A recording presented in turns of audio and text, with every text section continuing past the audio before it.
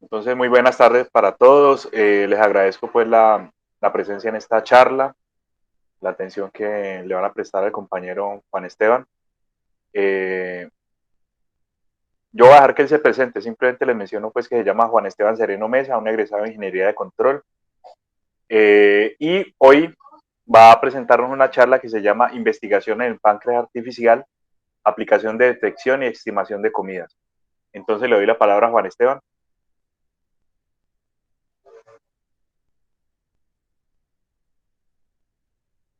Juan, tenés el micrófono desactivado otra vez. Sí, segunda vez.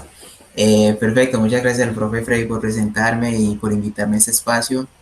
Muchas gracias también a ustedes, los asistentes, por venir acá y aprovechar esta charla. Bueno, vamos a empezar un poco con la presentación de los que les venía a hablar un poco. Un poco no solo hablar de la investigación en páncreas artificial, sino un poco de la investigación en general, que eso de pronto les pueda servir algo de motivacional para ustedes. Voy acá a hacer entonces la presentación.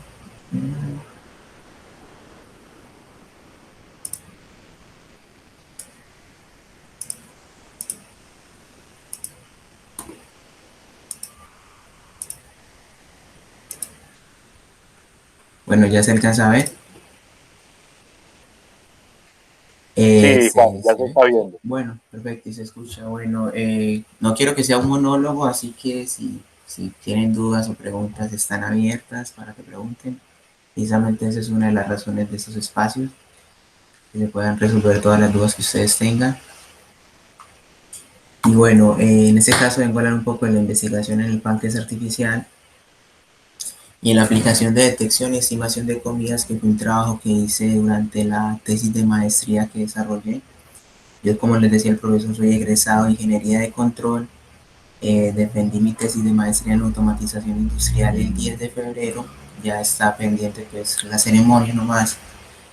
Y actualmente me encuentro en Santa Fe, Argentina, haciendo un doctorado en ingeniería en el grupo, en el Instituto INTEC, que depende de CONICET, que es el ente rector de la ciencia acá en Argentina, y también de la Universidad Nacional Litoral, del Litoral, que es la universidad de la ciudad donde estoy. Eso es un poco de la agenda de introducción de lo que vamos a hablar hoy. La agenda, la introducción en el tema, de lo que vamos a ver, la detección de comidas, que fue el tercer capítulo de la tesis de maestría que realicé. Es un algoritmo que se propuso pues, para esto del páncreas artificial, y las conclusiones, las perspectivas y las bibliografías. Un poquito como introducción, quería hablar primero un poquito de lo que es la investigación en pregrado y lo importante que es la investigación en pregrado para desarrollar nuestras habilidades. A manera de consejo, ya ahora en esos tiempos estamos en un mundo en el que corre que ya los títulos no son tan relevantes, porque hay muchos ingenieros que se están egresando cada año a año, y lo que hace la diferencia con respecto a otros profesionales es las habilidades que adquieras en el pregrado y no tanto los cursos o los conocimientos que apruebes. En ese sentido es fundamental la labor del semillero Syncro, que está a cargo el profesor Freddy, la profesora Mónica y la profesora Eliana, eh, que lo que te permite es eso. Entonces el consejo que les doy primeramente es no se tomen los cursos o no se tomen su vida universitaria pensando en los cursos que tienen que aprobar, en las materias que tienen que aprobar, el 5 que tienen que pasar en la materia, sino que también busquen un poco desarrollar esas habilidades, que es en fin de cuentas lo que les piden las empresas cuando ustedes ven que les piden experiencia o cosas así. Básicamente también lo que están queriendo decir ahí es, hey, necesitamos a alguien que tenga esas habilidades. Entonces es una muy buena oportunidad que tienen para aprovechar, estar ahí en el semillero Syncro, que les permita desarrollar habilidades no solamente profesionales, sino también de comunicación, y que también les permita explorar las diferentes áreas que hay en cada una de sus ingenierías, sea telecomunicaciones, control, procesamiento de señales, automatización industrial. En esos espacios se pueden hacer proyectos en los cuales ustedes puedan ver en la práctica cómo es trabajar en esas áreas. Entonces también les va a servir un montón para descubrir lo que les gusta y lo que les apasiona. Un poco ya hablando de la diabetes en general, ese es el esquema de un paciente diabético sano. Para los que de pronto tienen, de un paciente sano, para los que de pronto tienen familiares que sufren de diabetes, ya les va a ser un poco más familiar esto. Pero básicamente lo que tenemos en la diabetes es que tenemos la glucosa, que es como la fuente de energía del cuerpo, y esta glucosa debe mantenerse en unos valores que se consideran sanos. No debe estar muy baja porque nos da hipoglucemia y nuestro cerebro se alimenta directamente de glucosa, así que cuando no tenemos glucosa, por decirlo así, apagas el cerebro y te da un coma diabético. Y cuando tenés muchos valores de glucosa, que son unos valores muy altos, también sufrís enfermedades. Entonces, lo normal es tener valores sanos. El cuerpo sano funciona de la siguiente manera: cuando vos consumís comida, los valores de glucosa aumentan, el páncreas segrega la hormona insulina y regula otra vez en los niveles sanos. Cuando tenés valores bajos de glucosa, el páncreas segrega la hormona antagónica, que sería el glucagón. Ese glucagón activa las reservas de glucosa que tenemos y volvemos a tener los niveles sanos de glucosa. ¿Qué pasa con los pacientes diabéticos? Cuando es diabetes tipo 1, el paciente pierde la capacidad total de segregar la hormona insulina. Entonces se pierde lo que es, diríamos acá, como el lazo cerrado, el algoritmo de control. Cuando el paciente es diabético tipo 2, pierde parcialmente esa capacidad de segregar la hormona insulina, sea por factores de comorbilidades, como obesidad, entre otras. Y cuando estamos en la diabetes gestacional es por unas demandas energéticas que tiene el cuerpo en ese momento, que hace que también se pierda un poco la regulación natural de la glucosa. Un poquito hablando de la relevancia regional de la diabetes. Colombia es el segundo país con más diabéticos de la región, solamente superado por Brasil. Y eso consideremos lo importante porque Brasil es un país con mucha más población que Colombia, entonces hay una población alta de diabéticos en nuestro país. Tenemos 18.000 muertes anuales, unos costos altos por tratamiento de paciente y también una alta ocupación de la red hospitalaria, lo que hace que si tratamos ese tipo de pacientes o si investigamos en el desarrollo de terapias para ese tipo de pacientes, eso pueda repercutir en un relajamiento del sistema sanitario. Otro punto importante a resaltar es que el 43,5% de las muertes a nivel mundial de diabetes ocurren en la región de América del Sur y Central, entonces también es un dato preocupante.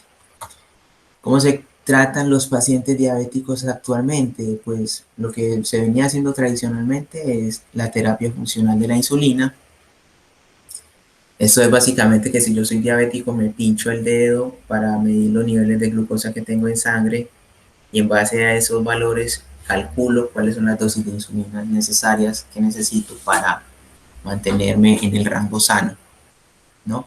Entonces, en ese caso tenemos dos tipos de insulina, una que es de acción lenta, que le llamamos basal, que es como para que funcione a lo largo del día, y luego también tenemos la infusión de insulina rápida, que se llama bolus, que esa la utilizan los pacientes para atacar los ingresos, los incrementos altos de glucosa, como lo son las comidas. Cuando un paciente come, los valores de glucosa aumentan. Entonces ahí el paciente se aplica la insulina y vuelve a los niveles sanos. ¿Qué es lo que se propone en la comunidad científica y lo que llevan trabajando los científicos hace 20, 30 años? Desarrollar lo que le llaman páncreas artificial, que está basado en un sensor de glucosa, que ya en ese caso no es pinchándose el dedo, sino que es implantado de manera intersticial. Y luego tenemos una bomba de insulina que también está ahí en el intersticio. Y esa bomba de insulina viene con un componente de hardware donde se aloja el corazón del páncreas artificial, que sería como el algoritmo de control. Si ya algunos lo están intuyendo, algunos que hayan visto cursos previos de control, esto se puede asemejar mucho a lo que sería un lazo de control. Tenemos el sensor de glucosa que nos mide nuestra variable de salida, tenemos la acción de control, que sería la bomba de insulina, y tenemos una planta con unos parámetros internos, unas variables de estado internas que tenemos que modelar para a partir de ello desarrollar un algoritmo de control. Eso ya es representado en lazo cerrado, en diagrama de bloques, es el diagramita que tenemos acá. Tenemos una normoglucemia que normalmente está entre 70 y 180 miligramos por decilitro. Tenemos la estrategia de control que nos calcula las acciones de control necesarias que se deben aplicar a través del actuador, sean bolus o basal de insulina, para mantener a la planta, a nuestro paciente, en los valores que consideramos sanos, que eso sería a través de nuestro sensor que nos mide los valores de glucemia.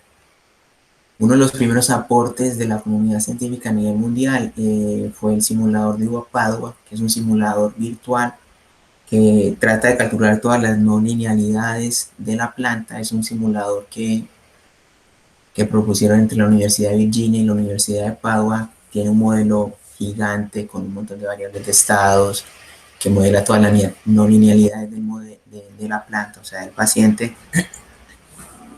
Y además también modela diferentes tipos comerciales de bombas de insulina, diferentes tipos de sensores, con el error de cada sensor, con los errores de cada actuador.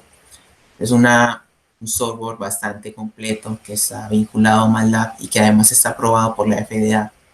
¿Eso qué quiere decir? Que sirve como validación preclínica. Los algoritmos que uno desarrolle y pruebe que funcionan en esta plataforma ya tienen una validación preclínica ante la Food Drugs and Administration de Estados Unidos, lo cual permite seguir con mayores avances, sea aplicar este algoritmo en cerdos o luego hacer una prueba clínica en humanos. Acá tenemos entonces el concepto completo del páncreas artificial. Tenemos como eje central el paciente diabético. Tenemos al lado izquierdo la bomba de infusión de insulina y el sensor de CGM que compone nuestro páncreas artificial. Ya luego veremos que actualmente eso ya se está ampliando un poquito más. Al lado derecho tenemos lo que serían nuestras perturbaciones, que serían las comidas, los ejercicios y el estrés. En este caso, les voy a hablar un poco más de las comidas. Las comidas tienen un factor importante porque actualmente el páncreas artificial no conoce el valor de la comida y actualmente los pacientes que usan páncreas artificial le tienen que decir al sistema páncreas artificial cuál es la cantidad de comida que van a ingerir, y ahí se añade un error humano que puede que si el paciente sobreestima esos valores de comida se termine aplicando valores de insulina incorrectos o subestime los valores de insulina de comida. Eso hace que se ingrese un factor de error. Entonces la comunidad científica actual busca desarrollar algoritmos automáticos de detección de esa comida para que el páncreas artificial funcione de manera totalmente autónoma. Lo mismo también se está haciendo para otras perturbaciones como el error, el estrés, entre otras. En ese sentido, esas fueron las tres áreas que yo trabajé en la tesis de maestría, y la que les vengo a hablar yo en este caso es la detección automática de comidas. Entonces, un poco hablando de lo que es la labor de investigar, cuando uno empieza a investigar bastante en un área, en un rango específico, uno empieza primero con el estado del arte, con la revisión de la literatura, y en ese caso, después de leer tantos papers y documentos, empiezas a ver cuáles son los institutos o los grupos de investigación que están a la vanguardia en el área, y eso ya te empieza a dar como claridad en tu tema de investigación, ya empiezas a ver cuáles son los grupos. En estos casos, los grupos que más aportan el desarrollo de esta tecnología son el Centro para la Tecnología en Diabetes de la Universidad de Padua, la Universidad de Virginia, que fueron estos dos en conjunto los que desarrollaron la plataforma anterior que les mencioné. Hay un grupo de habla hispana, que es el grupo de la Universidad Politécnica de Valencia, que también trabaja bastante en este desarrollo, y otro grupo también de páncreas artificial de Noruega. Hay muchos grupos en general también a mencionar a nivel mundial, pero hay están esos que uno empieza como a reconocer.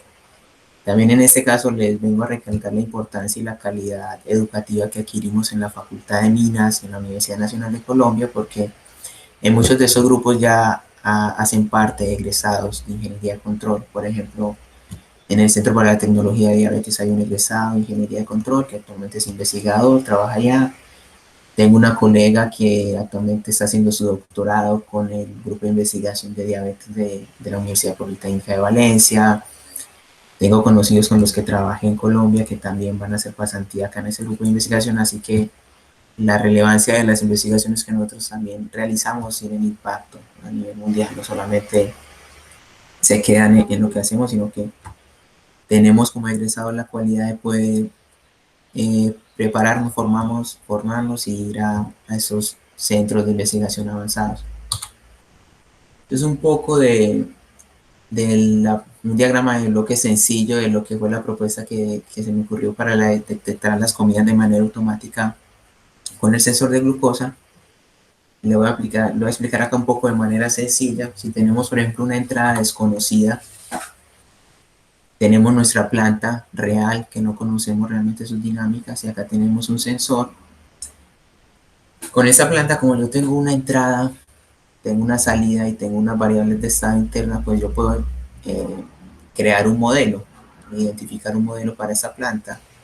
Puede ser lineal, puede ser con leyes fenomenológicas, de caja blanca, caja negra, pero en fin de cuentas ese modelo yo le puedo crear un controlador, que ese controlador va a calcular las acciones de control necesarias de esa comida desconocida para llevar la salida al rango que nosotros deseamos. Si ese rango que nosotros deseamos son los valores que está midiendo el sensor, indirectamente ese controlador lo que está calculando son las acciones de control que fueron necesarias pues, de esa entrada desconocida para alcanzar los valores de la salida de la planta. Es decir, indirectamente estamos calculando una entrada desconocida que no conocemos. Eso en un modelo general.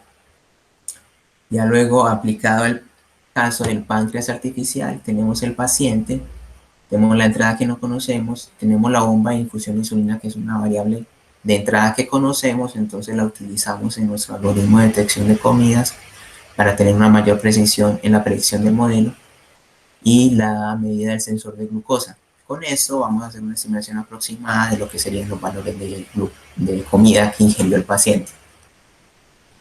Ese es el modelo completo ya especificado de la investigación que se hizo. Acá ya tenemos todas las no linealidades del paciente, la acción de control de la insulina que la ingresamos a nuestro algoritmo de detección de comidas desconocidas.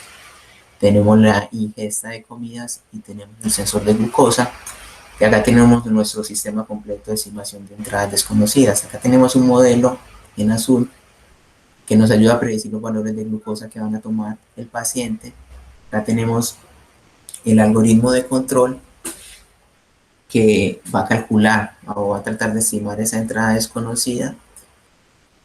Y como obviamente acá si pueden ver estamos utilizando un modelo lineal para hacer unas predicciones de un modelo no lineal. Entonces hay unas diferencias importantes entre planta modelo. Además que tenemos un sensor de glucosa que tiene unos porcentajes de error altos. Entonces acá colocamos unos saturadores, básicamente como para filtrar el ruido del controlador y también para que el controlador no explique decrecimientos de glucosa, porque a fin de cuentas lo que vamos a calcular es la comida, y la comida lo que hace es incrementos en los valores de glucosa. Entonces acá vamos a saturar los valores negativos del error. En base a esto, entonces acá tenemos el modelo que usamos, que desarrolló un colega del grupo de investigación en diabetes, Juan David Hoyos. Entonces el primer estado que tenemos son la glucosa en sangre. El segundo y el tercer estado están asociados a la insulina en el paciente. Y el cuarto y el quinto estado están asociados a los glúcidos de la comida que están en el paciente.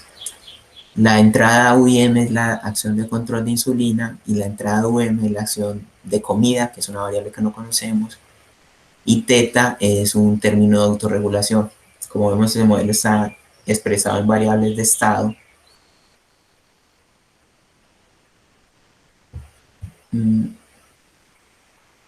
Entonces lo que tenemos para nuestro algoritmo de detección de comida son tres etapas. Una etapa de predicción de la glucosa, que la hacemos a través de nuestro modelo. Otra etapa de estimación en lazo cerrado. Y otra etapa de la reconstrucción de esa señal de carbohidratos que la hacemos a través de procesamiento de señales. Listo, entonces lo primero que vamos a hacer es la etapa de predicción de glucosa.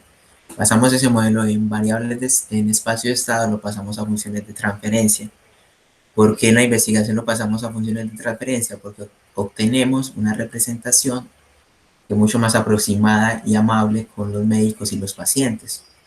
Porque esos tres parámetros que señalo en verde son parámetros que un paciente diabético tratado con bomba de insulina o con insulinoterapia conoce a través del médico, porque esos son parámetros que se definen a través de la terapia funcional de la insulina. Esos son tres parámetros que vamos a obtener directamente del conocimiento del paciente y del médico.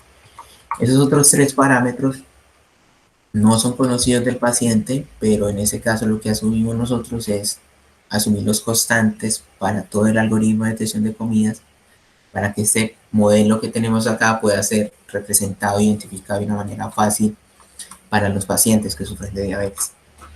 Ya luego acá lo que tenemos es una función de transferencia para el controlador. En este caso elegimos un controlador tipo PID. Y ese controlador hacemos una sintonización para el subsistema glucosa comidas, que es la entrada que nosotros queremos estimar la comida. Entonces hacemos un lazo cerrado. Esos serían los sistemas. Ese sería el lazo, el sistema completo en lazo cerrado. Y tenemos la variable W y alfa para sintonizar nuestro algoritmo de control. Estos serían los parámetros que ajustamos para cada paciente, para cada población de paciente, tanto para el modelo como para el controlador. Ya luego pasamos a la tercera etapa, que es una etapa de procesamiento de señales, y la voy a explicar un poco mejor con esta gráfica. Tenemos en este caso el ingreso de una comida a las 7 de la mañana. Hay un retardo inherente porque inmediatamente se ingiere la comida, pues no se va a reflejar los valores de glucosa, sino hace un tiempo determinado. Después de ese retardo se empiezan a ver los errores en el sensor. Ese error se transmite al controlador y el controlador nos genera esta acción de control, que es lo que él estima que fueron las cantidades de comida que ingirió el paciente para llegar a los valores del sensor. Definimos un umbral porque ya habíamos dicho que hay no linealidades que no se representan y hay error en el sensor. Por debajo de ese umbral no consideramos que sea una comida, por encima de ese umbral consideramos que hay una comida. Todos los picos que tienen valores encima de ese umbral, calculamos el tiempo inicial y el tiempo final, integramos ese pico para calcular el área bajo la curva y obtenemos al integrar el área bajo la curva de este pico, tenemos una aproximación de los valores reales de comida que ingirió el paciente. En este caso, esa integral nos dio 38 gramos y la cantidad real que ingirió el paciente fueron 50 gramos en esta simulación. Como habíamos dicho, hay un retardo inherente, entonces otra parte del algoritmo es retrasar en un tiempo fijo, 25 minutos para todas las comidas y todos los pacientes, ese tiempo pico hacia atrás para definir un tiempo aproximado en el que pues, gesta la comida. Entonces eso es lo que ya hace la tercera etapa, que es el algoritmo de detección de picos y visualización de comidas. Acá hay una parte importante, que es la parte de subestimación de comidas. Acá, por ejemplo, el paciente dijo que habían 50, nosotros determinamos que habían 38. Y eso se hace un poco a propósito porque precisamente uno de los resultados teóricos que tiene el algoritmo es que nunca realiza sobreestimaciones. Bajo una correcta modelación de la planta, o sea, si no tenemos diferencia entre planta y modelo, el algoritmo nunca va a sobreestimar la entrada desconocida y eso es muy favorable para el páncreas artificial porque si el paciente ingirió 50 gramos y nosotros le decimos que fueron 100, va a aplicar el doble de insulina y eso puede generar casos de hipoglucemia que son severos para el paciente. Esto ya es un poco del desarrollo que les había mencionado. Esta ecuación sale de analizar las funciones de transferencia del diagrama de bloques y acá se determina que el algoritmo siempre genera subestimaciones o a lo máximo estimaciones exactas cuando no hay diferencia entre planta modelo y cuando no hay error en el sensor. Y eso también es otro cálculo que se obtiene de analizar el diagrama de bloques, que nos da una estimación de la diferencia entre el valor real de la entrada y la estimación que estamos haciendo en una función, en una expresión matemática que nos permite calcular cuál sería esa diferencia. Acá ya tenemos uno de los resultados previos. El algoritmo se validó en el simulador virtual que les había mencionado anteriormente. Como les había mencionado, el algoritmo tiene no linealidades, también modela los errores del sensor, los errores de la bomba, entonces en este caso los resultados teóricos que mencioné anteriormente no se cumplen a rajatabla.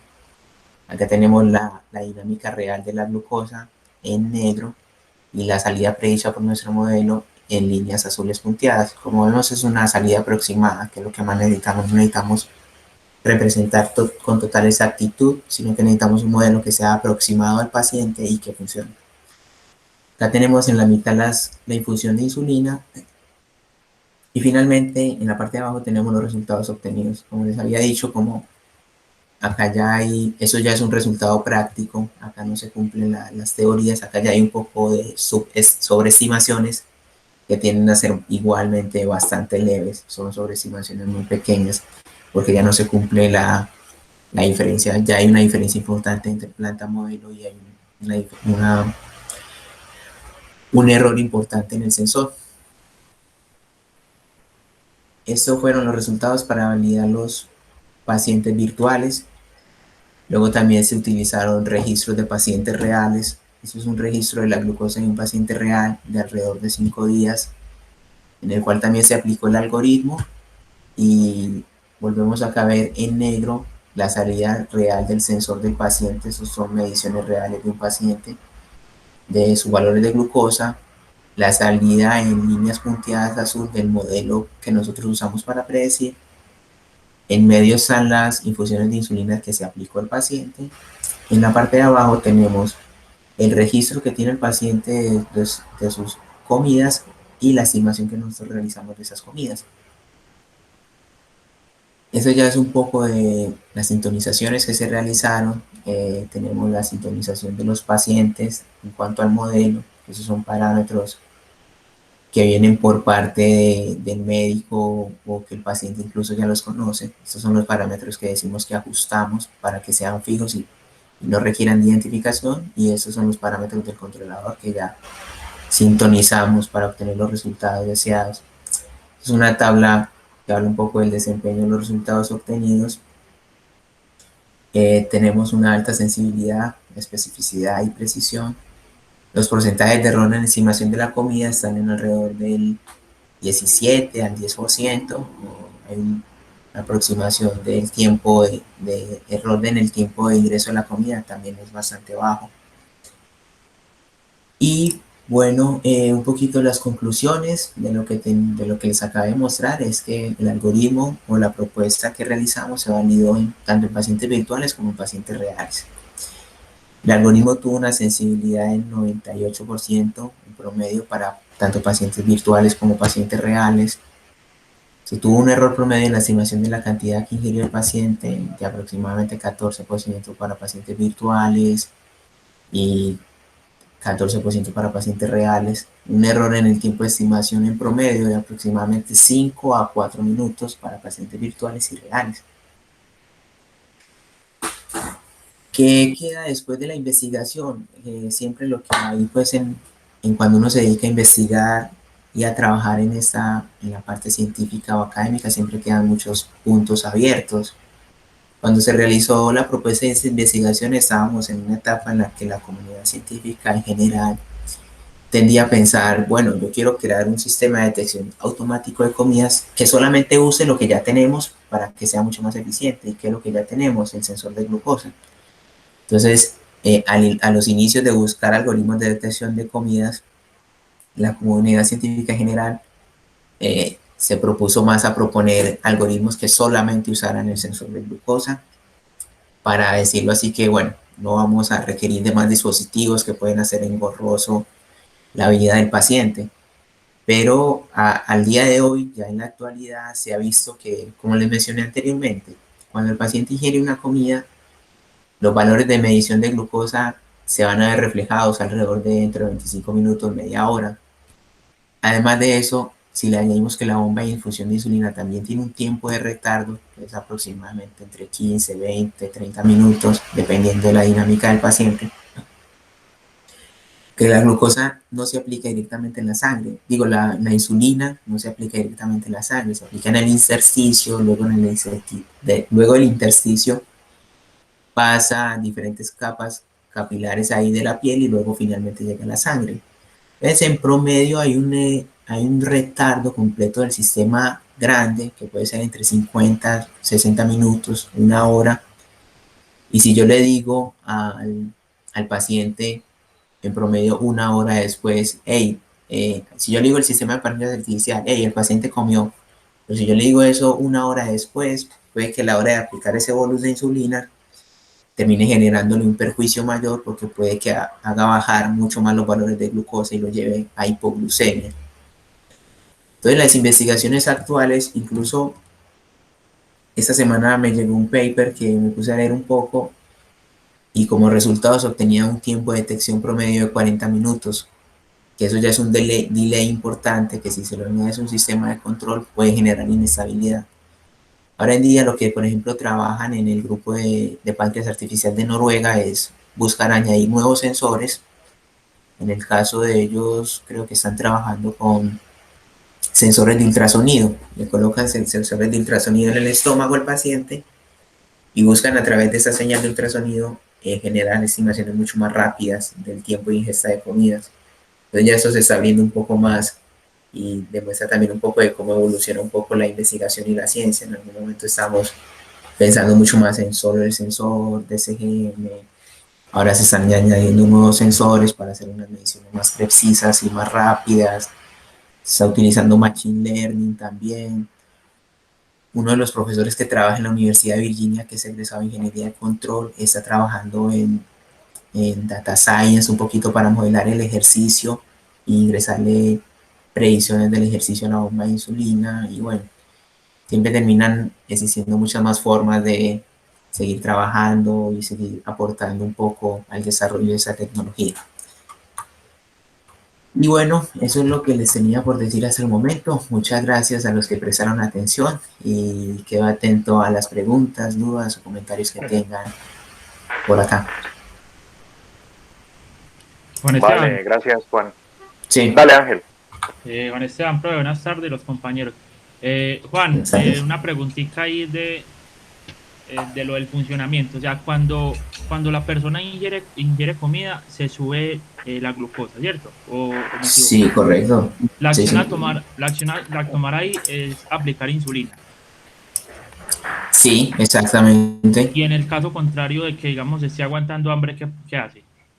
¿Qué hace el...? Claro, ve, normalmente eso es una parte importante también que se está trabajando mucho en diabetes.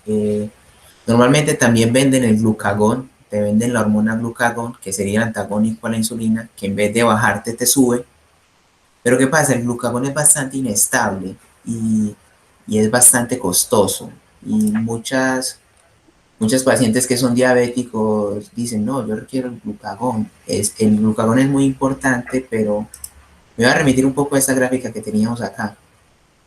El paciente diabético pierde la capacidad de segregar la hormona insulina.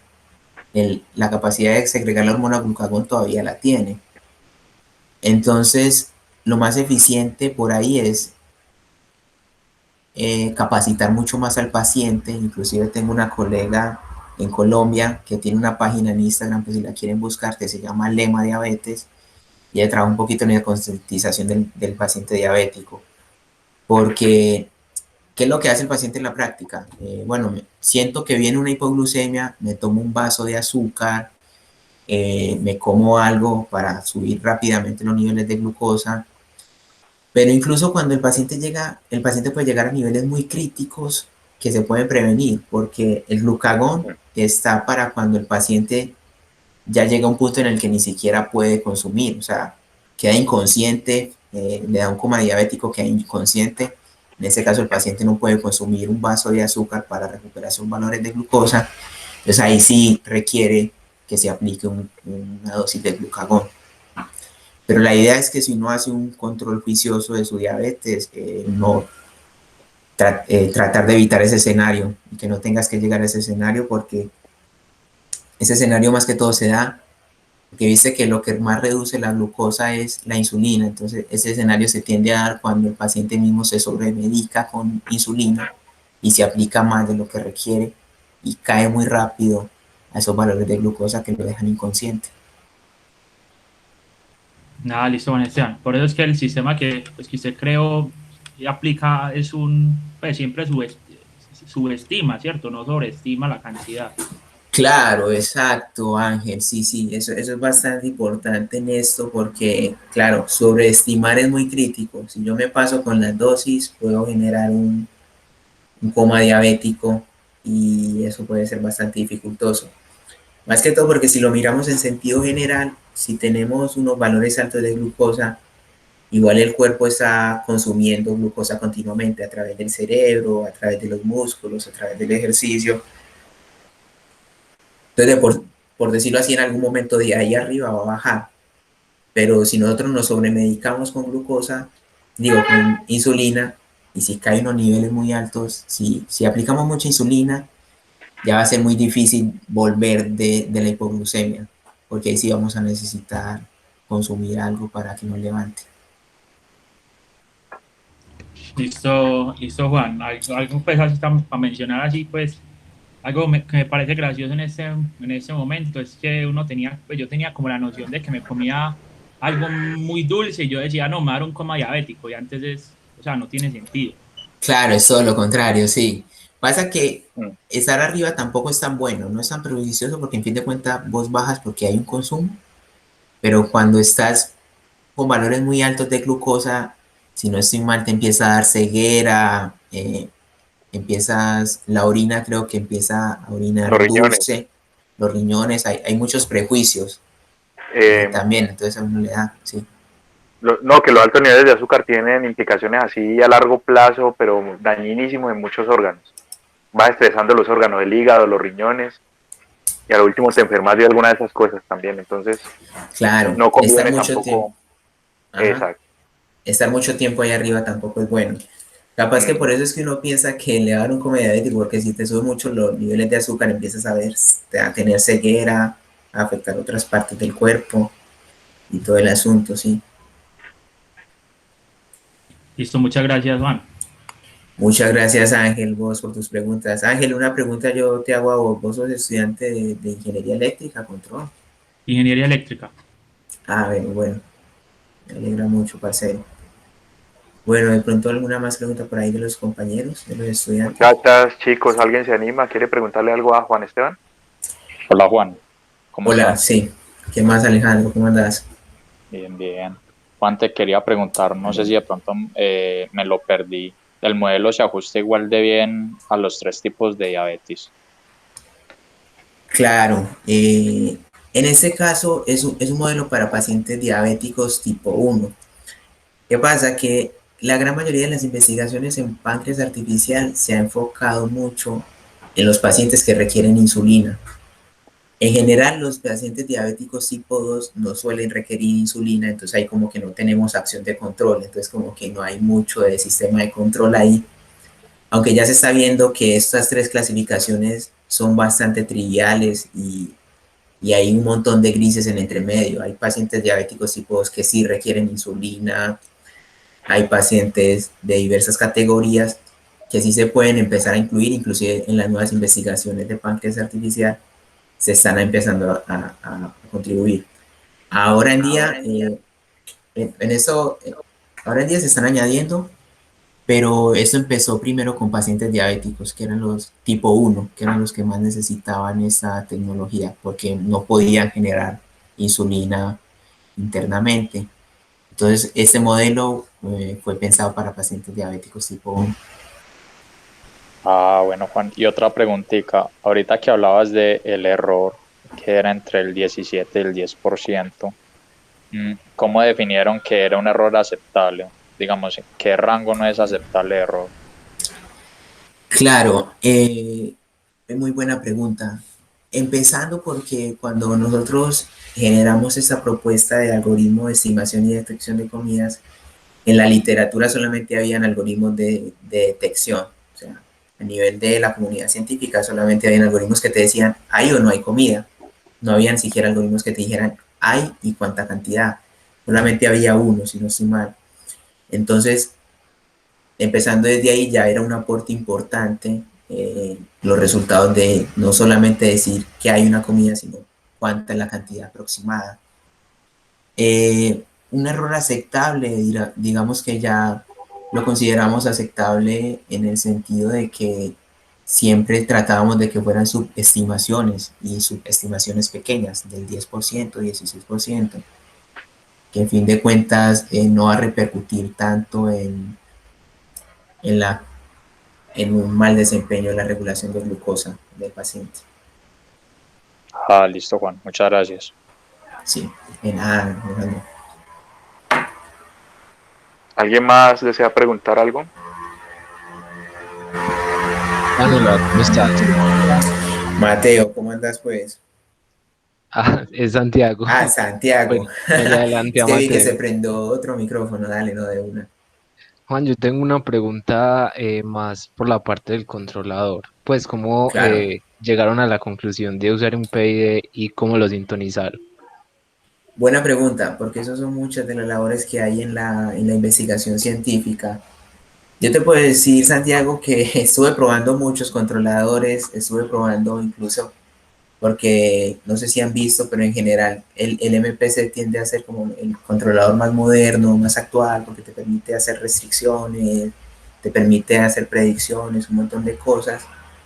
Entonces, ¿cómo llegamos a eso? Bueno, yo monté varios controladores, monté un controlador por modo deslizante, monté el controlador PID y monté un MPC. El controlador que más se ajustó fue el PID, justamente porque el PID tiene una respuesta instantánea. Le podemos hacer con las constantes, podemos hacer que sea más rápido, más lento. Una de las grandes beneficios y carencias en este caso para el MPC es que el MPC realiza una predicción. No sé si han visto un poco de control MPC. El MPC realiza una predicción de los futuros estados y en base a esa predicción calcula una regla de acciones de control que te van a servir para llevar el sistema a la referencia. Pero esa regla de control él la calcula para todo el rango de tiempo de predicción que vos le hiciste. Entonces ahí vos le das una cancha de tiempo. Digamos que si vamos a aplicar un MPC para acá y yo le doy un rango de predicción de un día, supongamos, el MPC no va a calcular instantáneamente la comida, sino que va de manera óptima a calcular la regla de acciones de control alrededor de todo ese día que me lleva a esa referencia. Entonces va a hacer como una predicción, sí, de la comida, pero de manera mucho más prolongada, o sea, se me va a demorar más. Entonces, en ese sentido, el controlador PID funciona de manera automática, le llega un error y él de una vez saca la acción de control para corregir ese error. Y además de que la sintonización también es mucho más rápida. El modo de control por modos deslizantes ya tenía mucho chattering, entonces también por esa parte se descartó y en fin de cuentas nos quedamos con el PID. Listo, Juan, muchas gracias. Claro. No es gratuito, a propósito, fue lo que dicen muchos profesores de que el 90, 94, 95% de los problemas de control que hay en el ámbito real se resuelven con PID. Sí, las otras técnicas son muy modernas y muy especializadas y muy bonitas, sí, aprenderlas. Pero el PID tiene una facilidad de resolver problemas de control muy, muy alta. Claro, muy alta, muy alta, bastante. Y además de que por ahí en la tesis está y nosotros hicimos como un análisis teórico para que la salida de control de ese PID siempre fuera positiva. Es un poquito de conjuntos positivamente invariantes. Entonces, además es un plus que le añade a esto porque en esa práctica nosotros no tenemos acciones de insulina negativas, o sea, nosotros no podemos sacar la insulina al paciente. Entonces, también era un poquito para resaltar eso. Y con lo que dice el profesor, es bastante amplio el uso del PID. No se sesga uno por lo más moderno o por lo más nuevo, sino que prueba uno todo y lo que mejor funcione. Vale, Mateo iba a preguntar algo, perdón. Creo que habló ahorita.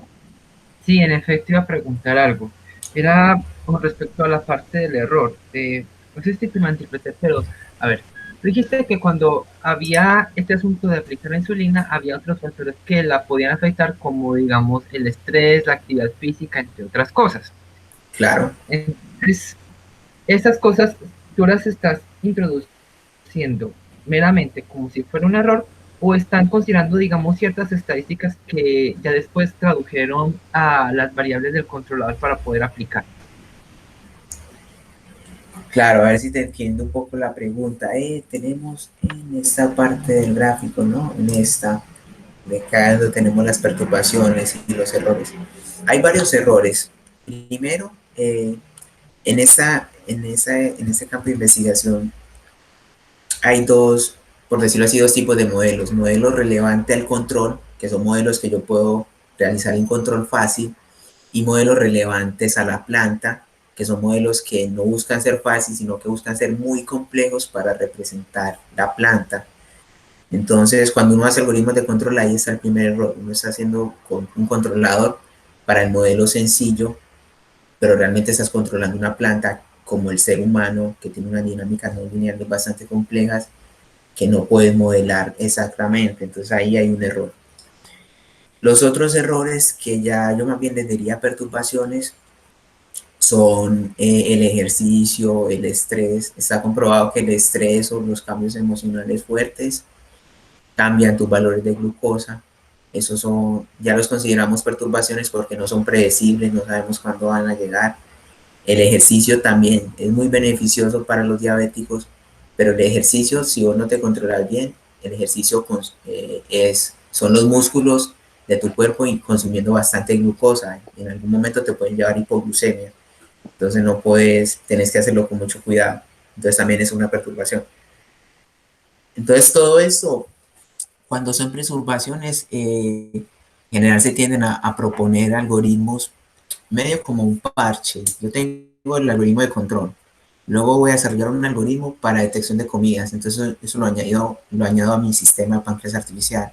Luego voy a tratar los ejercicios. Bueno, le propongo un algoritmo para tratar los ejercicios y añado eso a mi sistema complejo de páncreas artificial. También hay algoritmos de seguridad. Normalmente hay un montón de algoritmos de safe o capas de seguridad como para que ya después del algoritmo de control le añadimos un algoritmo de capa de seguridad para que no aplique sobredosis de insulina. Entonces como que se le va añadiendo cada vez más a todo este sistema que le llamamos páncreas artificial, de a poquito pues con todas esas perturbaciones. Entonces estos algoritmos los vas incluyendo poco a poco dentro de lo que sería la planta, porque es donde está influenciando. Claro, Ah, ya. sí, correctamente. En este caso, por ejemplo, nosotros añadimos la comida, pero no consideramos el ejercicio. Si vos vas a ver un paper de ejercicios, quizás te analizan muy bien el ejercicio, pero luego no te avisan qué onda con la comida. En fin de cuentas, lo que se hace es un algoritmo completo que una todas esas variables. Sí, yo iba a comentar, Gracias. No, gracias a vos, Mateo. justamente de eso, que bueno, como los algoritmos de control en general lo que buscan es mantener la salida en un valor o en un estado deseado, ¿cierto? Uno en la primera aproximación que puede tener al problema de estos tan complejo es todo lo que no estoy considerando, trátelo como perturbaciones, ¿sí? Y confíe en que el algoritmo de control va a ser lo suficientemente efectivo en minimizar o eliminar del todo el efecto de esas perturbaciones. Pero claro, en la medida en que usted quiere mejor desempeño de su algoritmo de control, tiene que empezar a involucrar esas perturbaciones como entradas. Y justamente el aporte, o uno de los aportes que hace Claro. Juan en su tesis de maestría es meterlo de las comidas, ¿no? Una de las Sí, posibles exactamente. perturbaciones. Uh-huh. Ahora unos años había como una propuesta, incluso la podemos hablar si a alguien le interesa, ¿no? De procesamiento de imágenes. Yo no sé si Juan la llegó a conocer para desarrollar un trabajo de Parece que la grado. llegué a escuchar. Un trabajo de grado o un PAE, pues, que llegue usted el diabético, ¿no? Ellos son muy juiciosos, yo he visto con la comida. Pues, a Claro. ciertas horas fijas y no sé qué. Pero de pronto no son tan buenos estimando la cantidad de carbohidratos que se consumen. Entonces la propuesta era, al final no apareció nadie, era tomarle como una fotico al plato de comida y que hubiera un algoritmo pues basado en Big Data, inteligencia computacional, que estimara más o menos cuántas calorías, cuántos carbohidratos tenía esa porción de comida que iba a ingerir el paciente. Ese es un tema interesante. Claro, sí, la verdad que ahí le aportó un poco el profesor Freddy, la verdad que es un aporte muy interesante.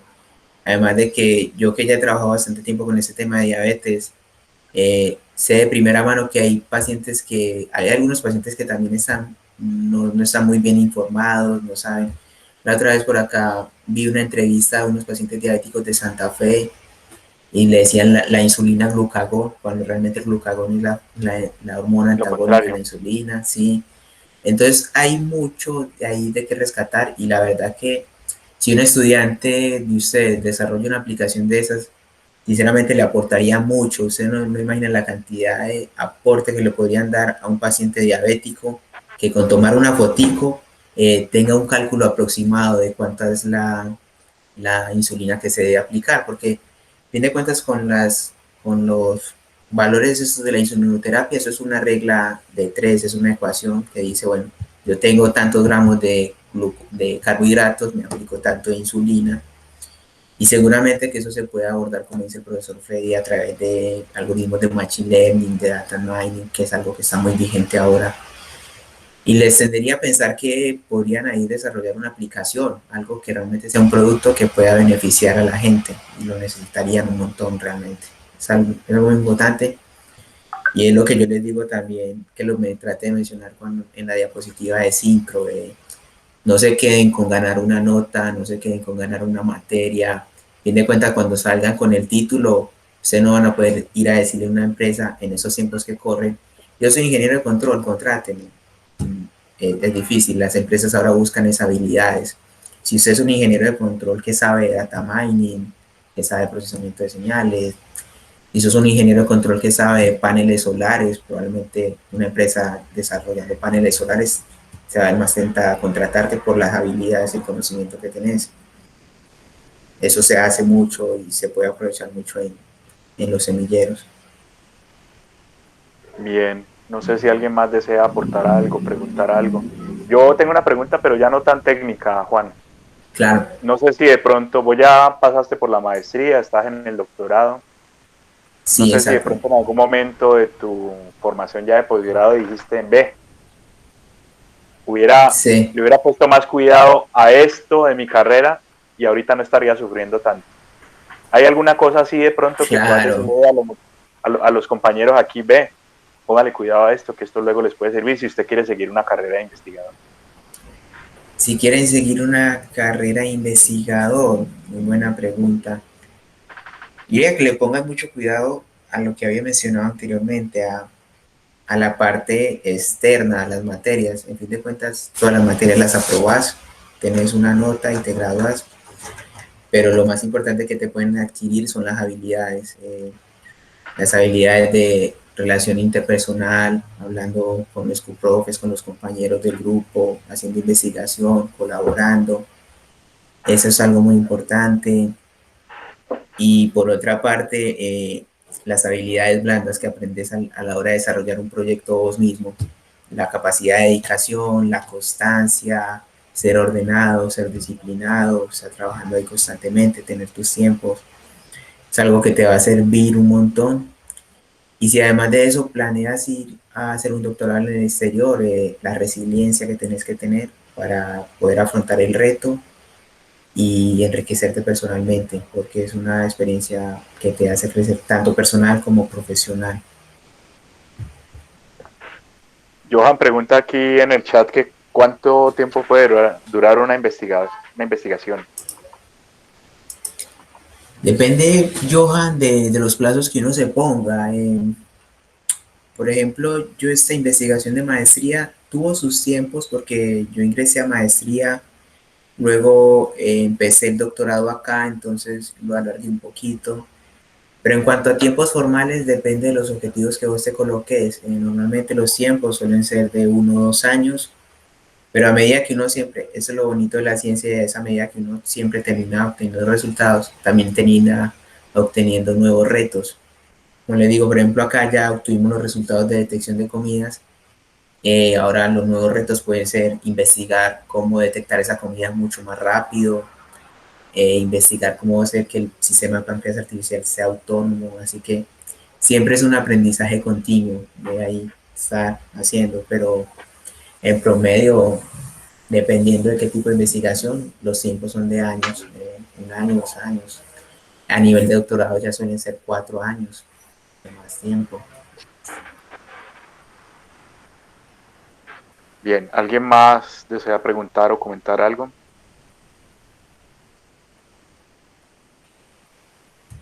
Ahorita el tema de la derecha de esta gráfica que tiene Juan allí me parece que está caliente en cuanto a investigación, ¿sí?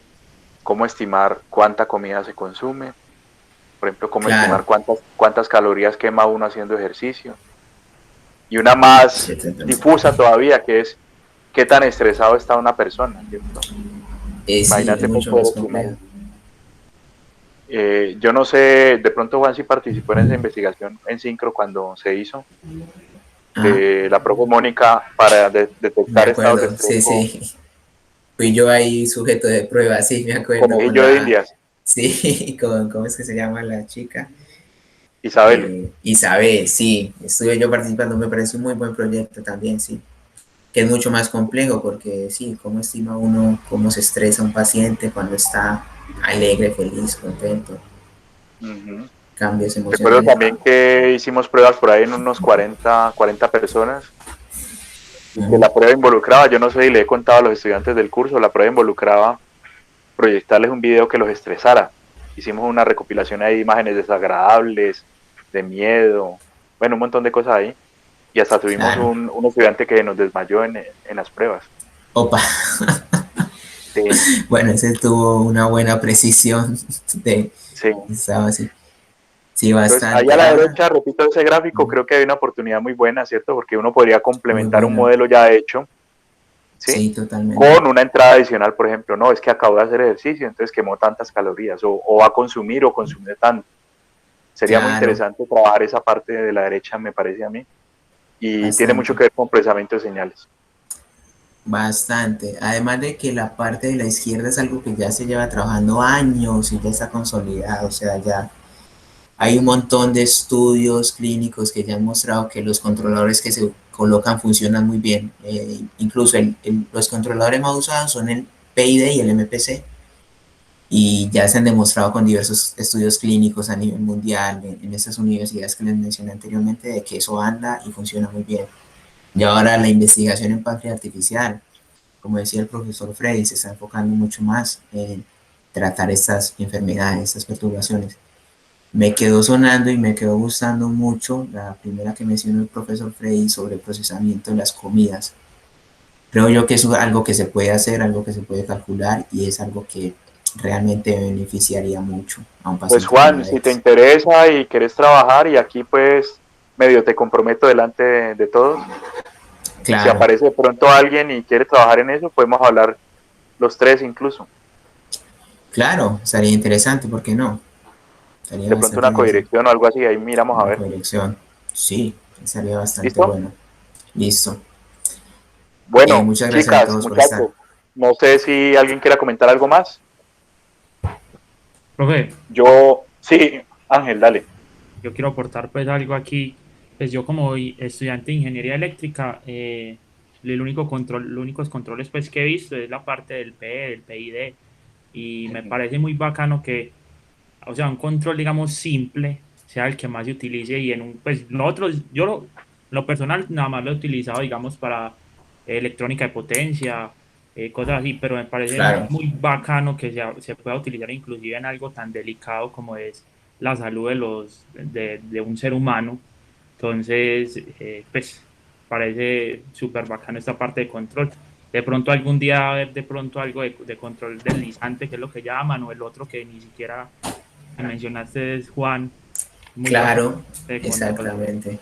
Sí, la verdad, Ángel, que el PID es como el caballito de batalla de los controleros, funciona muy bien en casi la mayoría de áreas. Y acá también, o sea, te lo digo porque como te avisaba anteriormente, los controladores más consolidados son el MPC y el PID, por encima de otros controladores, como pueden ser controladores por redes neuronales, modelizantes, machine learning. Esos son los que más se han consolidado, el MPC y el PID. Entonces, sí, tenés razón, es un controlador sencillo, pero que funciona muy bien en muchas áreas.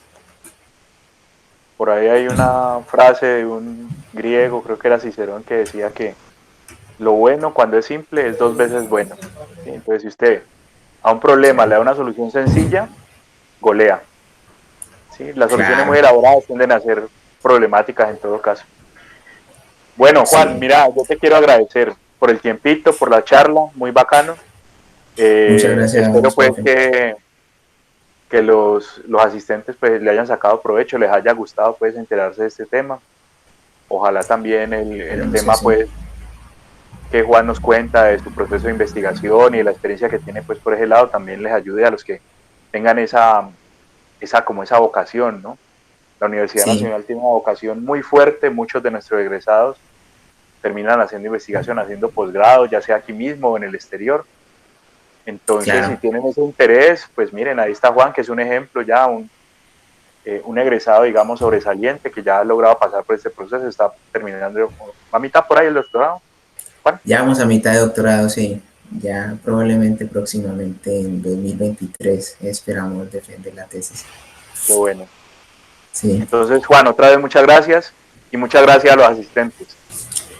Muchas gracias a vos, profesor Freddy, gracias a los asistentes y bueno, quedamos pendientes de si algún estudiante se anima. La verdad que es muy importante aplicar eso y terminar desarrollando buenas habilidades. Y además de que, como les digo, son aplicaciones como esta de detección de comida que le puede servir a una persona real, que una persona real realmente se va a poder beneficiar de ello. Así que, bueno, los animo a todos a que participen, no solamente de este proyecto, sino del semillero en sí, y que adquieran bastantes habilidades en cuanto a las cosas prácticas realmente. Un saludo a todos Bueno, desde por acá, que estén muy bien. gracias, Juan. Voy a dejar de grabar.